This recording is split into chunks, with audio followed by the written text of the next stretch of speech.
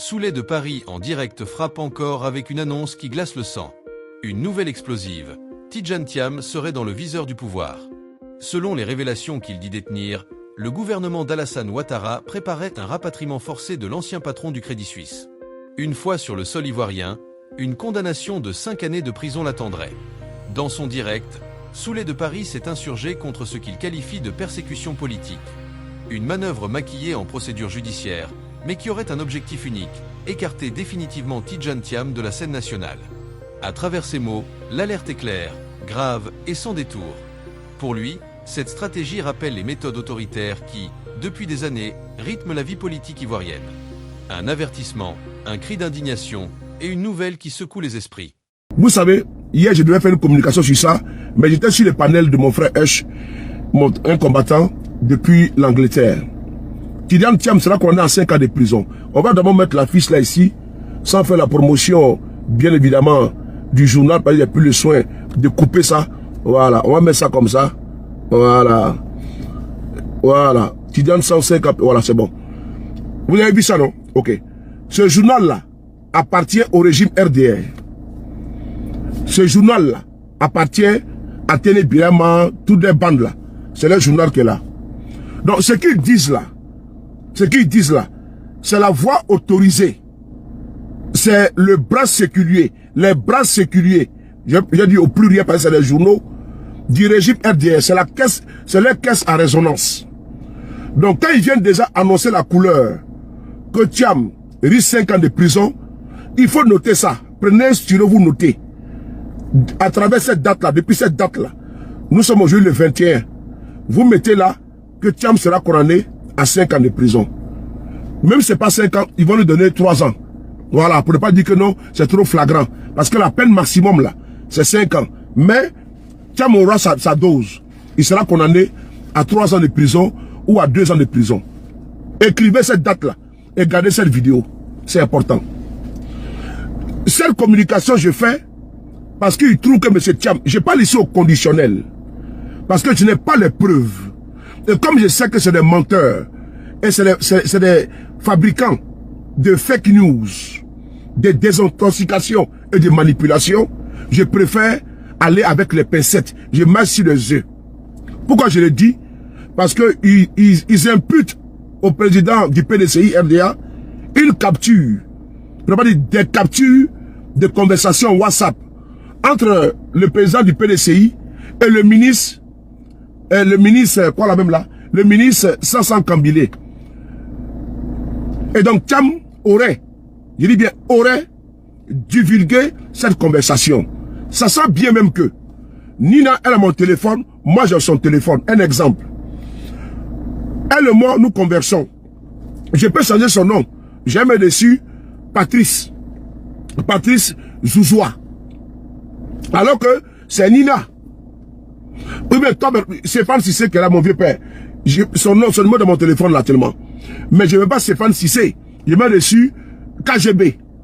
Mais quand moi, il m'appelle là, ça sort dessus KGB. Vrai ou faux? Et mieux, je peux avoir 2 téléphones. Et puis, simuler une conversation entre moi et une autre personne. Il fait capture d'écran. C'est possible, c'est plausible. Mon vieux Komara, tout mon respect. Drissa, tout mon respect, mon vieux. Je peux faire cela. Donc, je marche sur les œufs. Et voilà pourquoi je vais prudemment. Mais allons-y maintenant sur la base même du RDR. Parce que là, quand ils disent que tu as volé, c'est les mensonges. Mais effectivement, devant le procureur là, tu as volé et tu seras condamné. Donc nous allons sur leur logique. Et donc sur la base de ça, je vous dis que Thiam sera condamné dans les jours à venir à 4 ans de prison ou à 3 ans de prison. Parce qu'ils disent que Thiam a mis, a rendu public une conversation privée et que la loi condamne ça. J'ai dit, quand j'ai entendu ça hier là, et puis quand j'ai vu le journal là, j'ai dit bravo. J'ai dit bigo. Là, c'est le serpent qui se mord la queue. Voilà. C'est le serpent qui se mord la queue là. Parce que j'ai des preuves ici que je vais les montrer. Parce que eux aujourd'hui, ils nous disent que c'est délictueux. Le fait d'exploiter une conversation privée entre 2 personnes.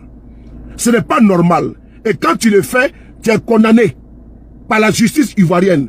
Tu es sous le coup de la loi. on va écouter ici Adjoumani et puis on va leur poser des questions.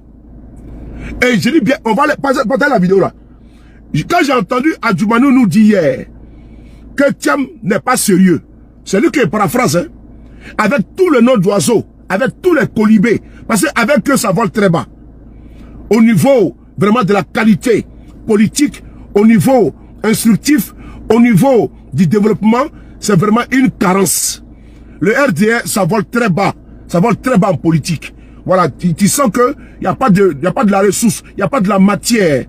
Tout est que injure. Donc, nous sommes obligés de nous adapter à leur manière de parler. Nous sommes obligés. Nous sommes condamnés à parler comme eux. Même si nous ne sommes pas comme eux, mais on est obligé de, voilà, de naviguer avec eux, et de partager avec eux dans la gadoue, on va pas dire dans la boue. On va essayer d'écouter Adjoumani. Et j'ai des questions à lui poser au militant du RDR. Parce que vous êtes en train de créer une jurisprudence en Côte d'Ivoire. Sur la base de ça, Thiam sera condamné. Mais moi, il y a des parties qui m'intéressent. Puisqu'il est interdit de divulguer une conversation privée entre deux personnes. C'est interdit complètement et totalement. Alors on va écouter quelque chose. On va écouter Adjoumani et puis on va progresser. Votre rôle c'est de partager. Mon rôle c'est de frapponner et de concasser. Merci. On va écouter ça Adjoumani.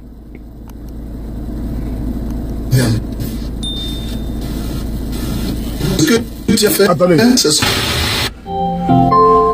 Bluetooth mode. Voilà, 2 secondes, je vais connecter mon Bluetooth là. Partagez les gars, partagez. Ne me regardez pas. Voilà. Mettez dans le... Ne partagez pas sur vos pages. Vous qui êtes en Côte d'Ivoire. Vous qui êtes en Côte d'Ivoire, ne partagez pas sur vos pages Facebook. Arnaud Traoré, comment tu vas? Aturo, ne partagez pas sur vos pages Facebook. Partagez dans les inbox, dans les WhatsApp. Je dis bien ceux qui sont en Côte d'Ivoire. Ne partagez pas mes vidéos sur vos pages respectives. Vous partagez la vidéo dans vos inbox, dans les messengers. Voilà. Pour pas qu'ils vont aller vous arrêter. Parce que ce qu'il dit là, c'est moi qui suis responsable. Et donc, comme il veut vous intimider, il va dire non, si quelqu'un donne une fausse information, tu partages sous le coup de la loi. On connaît les micmacs. Donc, ce que vous faites, vous partagez dans les messengers, pas sur vos pages. Parce que moi, c'est moi que ça engage. C'est le fait de pouvoir, pour ne pas que vous partagez là. Voilà pourquoi il vous traque, il vous menace. Donc, ne partagez pas sur vos pages. Mais ce que je vais dire, c'est grave, c'est dur, ça me concerne moi. C'est moi qui porte l'entière responsabilité pénale ou bien, je sais pas moi, je m'en fous du reste là. Tout qu'on fait, partagez seulement dans les inbox, pas sur vos pages. On va écouter ici, pour ceux qui sont en Côte d'Ivoire. Et ce que Thiam a fait, c'est ce qu'on appelle la divulgation de correspondance. Écoutez bien. Hein? Qui est une grave infraction pour ceux qui sont là, une infraction pénale qui est prévue et qui est également punie par la loi. Ah. Moi, j'ai l'impression que mon frère Thiam, que certainement j'aime bien, n'a vraiment pas le comportement d'un homme d'État. Souvenez-vous, il avait déjà étalé sur la place publique des prétendues confidences que lui aurait faites le président de la République. Mais vous allez à un rendez-vous avec un président de la République, vous parlez et vous sortez de ce rendez-vous, vous venez exposer ce que vous avez dit. Est-ce que vous avez vu le président réagir? C'est ça le propre d'un grand homme d'État. Aujourd'hui, on n'est donc pas surpris qu'il le fasse avec le ministre de la Justice. Déjà même le comble, c'est que quand il était à Crédit Suisse, il mettait sur écoute ses propres collaborateurs. Et comme on dit, qui s'assemble se ressemble. Moi-même, j'ai été victime de cela, son porte-parole. Alors que j'étais en communication avec lui au téléphone, il m'a enregistré et il a publié cela. Donc, c'est l'heure comme ça. Vous ne pouvez pas les changer. C'est l'heure comme ça. Hein? Et je crois que cet épisode de Brendoumi doit accepter de nous convaincre tous et vous dire que ce n'est pas bien que dans le cadre des conversations, qui pour régler un problème ou qui pour parler à un chef soit exposé dehors.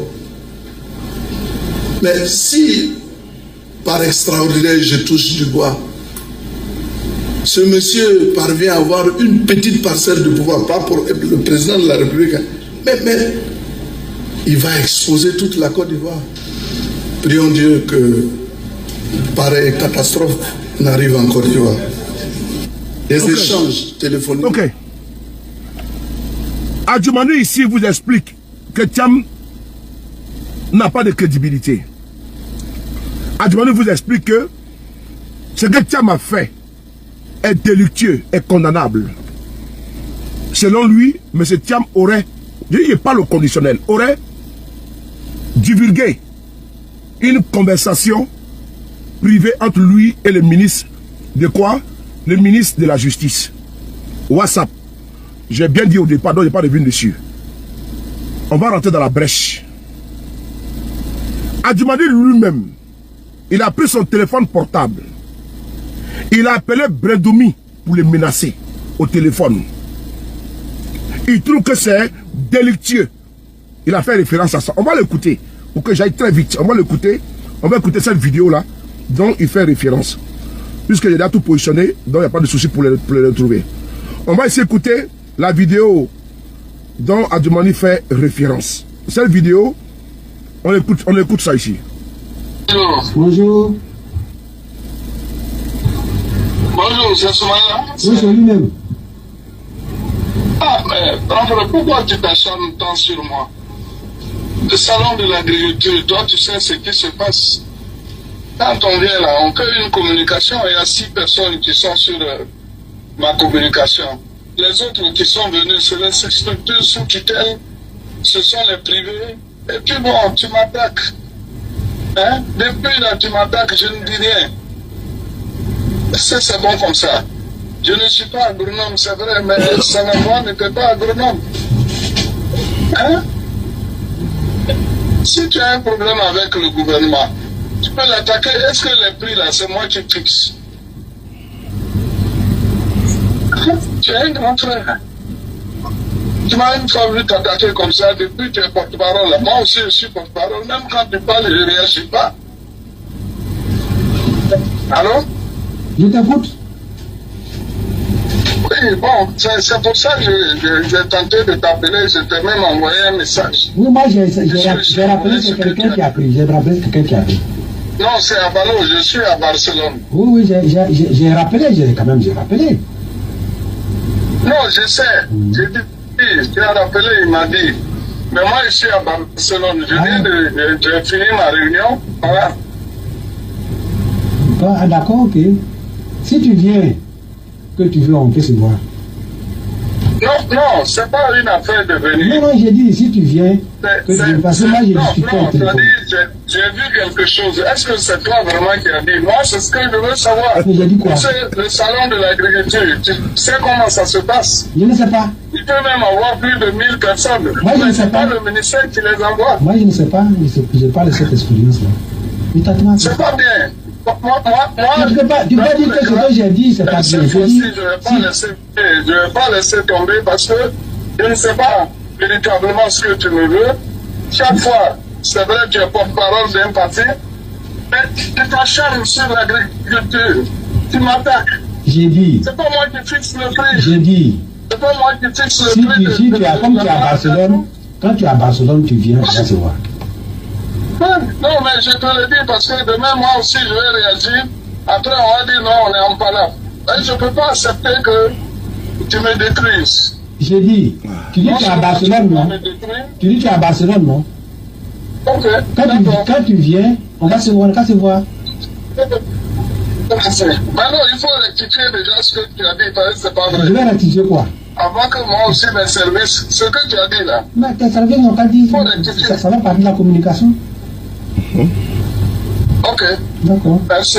Merci. Ben, tu vas me connaître ces temps-ci. Ah bon? Qu'est-ce que tu dis? C'est trop. Toi, tu te prends pour qui? Est-ce que moi je t'ai dit, tu as dit que tu vas me connaître? Ça c'est une menace, ça c'est une menace que je n'accepte pas. Oui, même si c'est une menace, mais toi tu veux me détruire. Mais pourquoi tu es mauvais comme ça? Mais il ne faut pas m'insulter. Faut pas m'insulter. C'est Dieu qui va régler ton compte. Oui, mais il ne faut pas m'insulter. C'est Dieu qui va régler ton compte. Dieu, faut surtout pas m'insulter. Tu vas me connaître. Faut pas si tu vas me connaître. Tu vas me connaître. Ouais, mais tu vas me connaître. Comme je vais te connaître. Tu vas me connaître maintenant. Non, mais. Okay. Mais il faut. Non, c'est une menace et je n'accepte pas les menaces. Voilà. La décision. Non, c'est bon, mon frère. Voici la conversation entre Adjoumani et Bendoumou Soumaïla qu'il menace en direct. Aujourd'hui, là, est-ce que les faits ne donnent pas raison à Bendoumou Soumaïla? Parce qu'il est obligé de fuir la Côte d'Ivoire. Sa vie est en danger. Mise en danger à cause des positions qu'il prend. Adjoumani dit que ce n'est pas normal, c'est un délit. Et donc, il est susceptible de poursuite. Ils ont dit également, concernant Tidjane Thiam, qu'il encourt la peine de 5 ans de prison. Anyway, allons justice ça.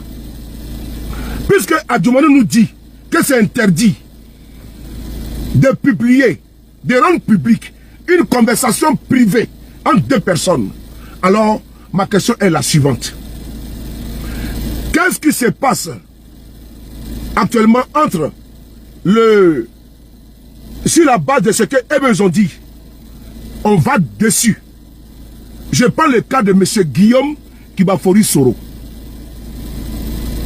Je dis bien, je vais être très clair avec vous. Le cas de M. Guillaume Soro en 2019.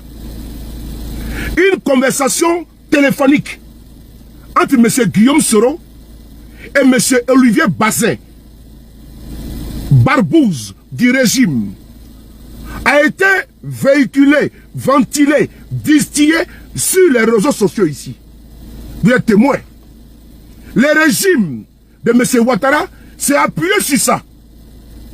Et le régime a fait connaître Guillaume Soro à perpétuité. Je reprends.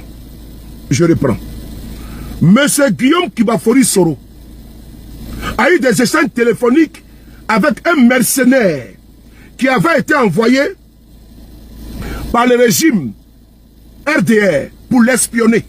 Soit salué Fatim le diamant la plus belle. Alors, sur la base de ça, on a vu le procureur Abdou Richard transpirer avec un masque, lançant tout azimut des mandats d'arrêt internationaux contre M. Guillaume Soro. La conversation entre M. Guillaume Soro et M. Bazin, elle a eu lieu en public ou en privé.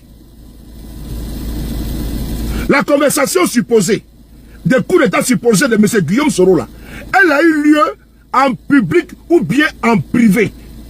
Est-ce qu'on peut nous répondre à ces questions-là? Je pense qu'ils ont eu un échange. Où ça? En privé. Et d'ailleurs, l'échange qui a été pondu par le régime en place pour s'appuyer dessus et le condamner à perpétuité, l'échange a été bidoué. Parce que M. Guillaume Soro ne remet pas en cause des échanges avec M. Olivier Bazin. On va écouter ici ensemble. J'ai fait jouer ça. Parce que le RDA a trop utilisé ça pour pouvoir attaquer M. Guillaume Soro, mieux le condamner à perpétuité. On va ici faire jouer ça en quelques secondes. C'est important.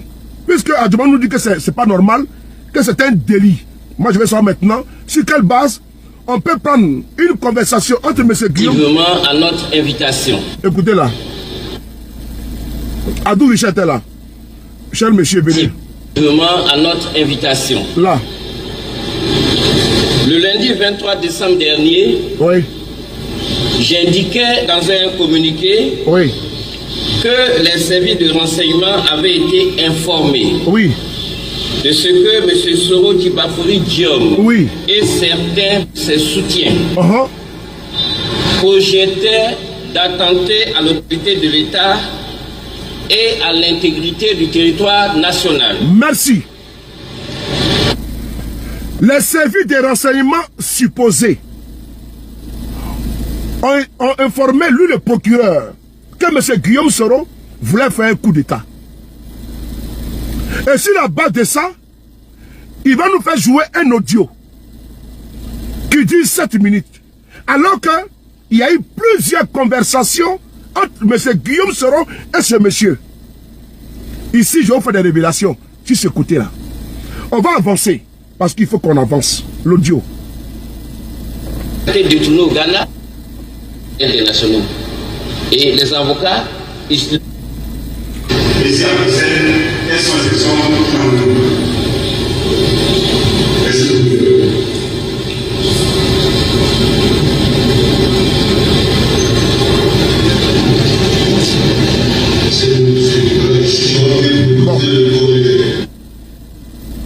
On va l'écouter ici. L'arsenal là, juste parce que on a dit que les domiciles sont perquisitionnés. On a vu des personnes faire des mouvements, aller dans certaines maisons, le temps qu'on arrive, partir avec des éléments. Nous les avons suivis, mais avant d'arriver, on a vu que ces personnes avaient déversé, n'est-ce pas, des armes. C'est pas tout le temps qu'on voit ça en Côte d'Ivoire. Ok. Et donc, nous avons... Ça dure 1 heure et quelques. Maintenant, je vais prendre la partie. Je veux que vous voyez seulement Adou Richard en train de blablater. On va prendre maintenant la partie où l'audio est utilisé par les militaires du RDR. C'est une conversation privée. Voilà, je suppose. C'est une conversation privée. Parce que jusqu'à preuve du contraire, M. Guillaume Soro n'a pas échangé avec M. Bazin devant le public. On va essayer d'écouter ici l'audio qui a été ventilé par les militaires du RDR. On écoute ensemble. On est en regard du président, on est en regard au palais, à la maison, on est positionné un peu partout. C'est des gens sûrs? Non, t'inquiète pas. Mais le 8400 et puis d'autres jeux, on a l'armée, faut pas... Dans les 8400, il y a quand même certains qui sont contents de ce qu'ils ont touché, donc dans les 8400, il y a quand même un noyau qui est content de ce qu'il a touché, donc qui vont rester peut-être chez les opposants. Oui, non, il y a quelques-uns, mais je ne sais pas. Moi-même, je me suis remis en cause, j'ai essayé de poser des questions. Ahmed a essayé, elle a fait un tour. Les gens n'ont pas bougé. Je pense que tous ces gens-là, le jour J, ils seront fidèles. Ils vont basculer. Il n'y a pas il y aura quelques-uns, des co-idées qui ne seront pas de nous, et tout ça, etc. Non, dans ce genre d'action, c'est la puissance qui fait. Et aller tout le monde. Et comment tu vas les choses? Commencer par bloquer, Non, on va pas commencer là-bas. Voilà. Moi, La vidéo elle dure 7 minutes 60. Ok. Vous avez vu? Je suis ici face à face et je parle. Non, c'est comme ça, ça y est. L'audio est inaudible. Parce que en réalité, ils ont fait des coupures. Ils ne pouvaient pas jouer l'audio, c'est-à-dire que la conversation entière, ils ne pouvaient pas. Ça a eu lieu entre M. Guillaume Soro et M. Olivier Bazin. Ce qui est bon de savoir, ça n'a pas eu lieu en 2019. De 1. Ça n'a pas eu lieu en 2019. Ça n'a pas eu lieu en 2018. Ça a eu lieu en 2017. Attends, on va bloquer les microbes là, voilà. Ça n'a pas eu lieu en 2017 et 2018, ni en 2019. Ça a eu lieu quand? En 2017. C'est une conversation entre deux personnes. Mais la conversation là, lui qui était en train d'introduire M. Guillaume Soro, était un mercenaire. Une barbouze envoyée par le régime Ouattara pour aller espionner Guillaume Soro. Guillaume Soro, qui a su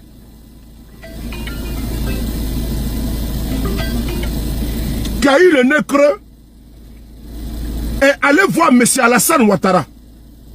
Écoutez bien, hein? M. Guillaume Soro est parti voir M. Ouattara pour lui dire qu'il est espionné par des individus. M. Guillaume Soro, au cours même d'une conférence de presse, il a étalé ça.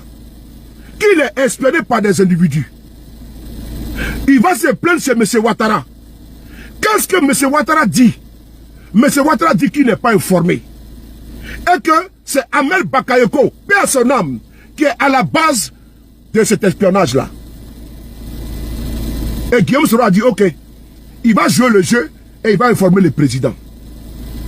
C'est Guillaume Soro qui informe Alassane Ouattara de son espionnage. Alassane Ouattara, il est mauvais, il est méchant, il est cruel. C'est Guillaume Soro lui-même qui informe M. Ouattara de son espionnage par des mercenaires, par des barbouzes, envoyés par Ahmed Bakayoko. Ouattara lui dit non, c'est Ambak qui est dans ça là. Ça c'est le truc de Ambak ça. Effectivement, c'est Ambak qui était à la base de ça. Mais Guillaume Soro ayant dit ça, il a commencé maintenant à prendre les informations avec les gars. Pour lui, c'est pour protéger le pouvoir de Ouattara. Parce que je vous informe ici, je suis obligé de violer ces secrets-là. Je suis obligé de le dire. En 2017, là, quand les 8400 sont sortis là, Alassane Ouattara allait perdre le pouvoir. En 2017, quand il y a eu les armes là, les armes, ils ont pris les armes là, Alassane Ouattara allait perdre le pouvoir. Des hommes armés, encagoulés, lourdement armés, ils avaient pris tout le pays. Ils sont allés réveiller M. Guillaume Soro à 3h du matin. Ah, vraiment, si elle dit ça, et je le dis, hein, avec du recul, M. Guillaume Soro ne devait pas refuser. Il devait batailler, sauter le régime. Attends, on va bloquer elle là. Voilà. Merci. M. Guillaume Soro devait accepter de batailler, sauter le régime. Mais il a dit non. Ils ont réveillé M. Guillaume Soro, lui disant que le pouvoir là, il faut qu'il vienne prendre. Quand ils l'ont réveillé, il est sorti de sa chambre. Il a dit non. Non. Il ne faut pas toucher au pouvoir du président Ouattara. Il a été clair avec eux. Sinon, si Guillaume Soro voulait en 2017, là, il n'allait pas le pouvoir. Lui-même, on était en Italie, je suis obligé de le dire, pour montrer combien de fois Guillaume Soro n'a jamais eu une de velléité pour attaquer le pouvoir de Ouattara. On était en Italie ensemble, avec les Doumia Zouzou, après la cloche partie. Nous avions été invités dans un restaurant pour aller partager un repas avec le président Guillaume Soro. On était au premier étage, comme si c'était hier, je m'en souviens. Et je n'étais pas le seul. Guillaume Soro a dit ça devant tout le monde. Donc je ne peux pas garder ça à moi. Je suis obligé de dire ça devant vous. Il a dit ça devant plusieurs personnes. Mais il a refusé que le pouvoir de Ouattara tombe. Quand Ouattara devait quitter au Ghana pour rentrer, au même moment, il était parti à l'investiture du président ghanéen, Nana Akufo-Addo. C'est Guillaume Soro qui allait le chercher à l'aéroport. Parce que les Amadou Go Koulibaly, les Ahmed Bakayoko, les Kablan Dekan ne voulaient pas se mettre au devant. Ils avaient peur. C'est Guillaume Soro qui dit, suivez mon cortège, et puis s'est mis devant. C'est lui qui allait accueillir Alassane Ouattara. Il a appris Ouattara pour aller le déposer chez lui à domicile. Il dit, monsieur le président, il n'y a rien. C'est Guillaume Soro qui a fait ça. C'est Guillaume Soro qui a fait ça. Je suis obligé de le dire. Mais Alassane Ouattara, Guillaume Soro veut rentrer en 2019. Il demande à ses services qui sont au pays de rentrer en contact avec les autorités compétentes ivoiriennes pour la sécurité de ses militants et de son convoi. On va l'écouter lui-même. On va l'écouter lui-même. Qu'est-ce qui s'est passé? Qu'est-ce qui s'est passé? Mais sur la base de l'audio que vous avez vu là, une conversation privée qui a été manipulée par les services dits de renseignement, qui a eu lieu en 2017, ils prennent ça, ils viennent avec ça en 2019. Et ils disent que Guillaume Soro rentre au pays pour aller faire coup d'État. Je reprends. Une conversation qui a eu lieu entre M. Guillaume Soro et un mercenaire. Guillaume Soro a cru bon de lui tirer les verres du nez afin qu'il puisse se vider et pour aller informer Ouattara. Voici le crime que Guillaume Soro a commis. C'est ce qu'il lui faut aujourd'hui, perpétuité. Moi, je parle, Guillaume sera innocent. Il ne peut pas l'abandonner, c'est pas possible. En voulant protéger le pouvoir de Ouattara, il a eu aujourd'hui perpétuité. Ils prennent la conversation privée, que eux-mêmes ils disent que ce n'est pas normal d'utiliser, que Thiam n'a pas raison de sortir soi-disant une conversation WhatsApp. Donc il risque 5 ans là. Donc Thiam peut être poursuivi là. Mais eux-mêmes, ils prennent une conversation privée qu'ils ont manipulée et puis ils ont donné à la justice pour connaître Guillaume sera à perpétuité. Allez-y comprendre ça. Et puis ils sortent pour dire que Thiam aura 5 ans de prison. Ah bon? Ah donc c'est interdit d'utiliser des conversations privées quand vous, ça vous arrange. Là on connaît la personne à 5 ans. Mais quand c'est pour maintenant récupérer ça, faire connaître quelqu'un d'autre à perpétuité, là c'est bon. Vous êtes vraiment malade. On va écouter si M. Guillaume Soro lui-même. Monsieur le Président, on va vous demander qu'est-ce qui s'est passé concernant M. Ouattara. Partagez la vidéo. C'est important, c'est important pour il faut qu'on puisse... voilà, écoutez-le. Une période et que l'élection se gagne en Côte d'Ivoire. Non, non, attendez, on va les prendre. Quelqu'un qui a un coup d'État, qui envoie ses collaborateurs voir les autorités du pays. Partagez les gars. Da Silva. Pour leur demander l'autorisation de rentrer et d'atterrir à l'aéroport. Tel camarade. Ce direct de Soulé de Paris n'est pas seulement une dénonciation. Abonnez-vous et activez la cloche pour ne rien manquer des prochaines révélations. Laissez votre avis en commentaire. Que pensez-vous de cette affaire? Ensemble, faisons entendre nos voix. C'est un cri d'alarme adressé à toute la Côte d'Ivoire, mais aussi à l'opinion internationale. Car derrière le nom de Tidjane Thiam se cache une réalité beaucoup plus vaste, le refus d'Ouattara et de son régime d'accepter le jeu démocratique. Celui qui ose penser autrement, celui qui ose exister politiquement en dehors du RHDP, devient immédiatement un ennemi à abattre. Si cette information se confirme, le rapatriement et la condamnation de Tidjane Thiam ne seraient pas un acte de justice, mais bien un règlement de compte politique. Une preuve supplémentaire que la justice ivoirienne est devenue un instrument de pouvoir, utilisé non pour protéger le peuple, mais pour consolider un régime déjà fragilisé par sa propre illégitimité. La Côte d'Ivoire mérite mieux. Elle mérite une justice indépendante. Un État qui respecte ses enfants. Un pouvoir qui accepte la diversité des opinions, au lieu de les criminaliser. Soulé de Paris appelle à la vigilance. Car si le peuple se tait aujourd'hui, demain il ne s'agira plus seulement de Tidjane Thiam. Ce seront d'autres leaders, d'autres opposants, d'autres citoyens, tous frappés par la même machine d'exclusion. Le temps est venu de dire non. Non à l'injustice. Non à l'utilisation des tribunaux comme arme politique. Non à la peur imposée comme méthode de gouvernance. Non au silence complice de ceux qui voient et se taisent. Car une chose est certaine. L'histoire ne pardonne jamais les dictatures. Et le peuple ivoirien n'oubliera pas ceux qui auront trahi la démocratie.